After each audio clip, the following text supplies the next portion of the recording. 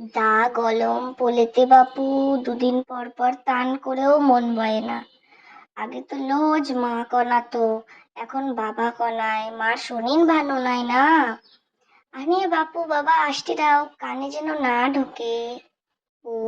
কি আলাম, আনো দাও, আমার তো ঘুম এসে গেল। আরে আসতে, কানে ঢুকে যেত।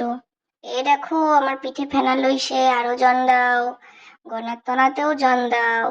আমার তো গায়ের অর্ধেক লোমই পড়ে গেছে এই গরমের জন্য। জন দিতে থাকো, জন দিতে থাকো, থামলে হবে না। আরো জন দাও। একটু পাশুর দিকে দাও, আমার পাশুতেও অনেক ফেনা রইছে।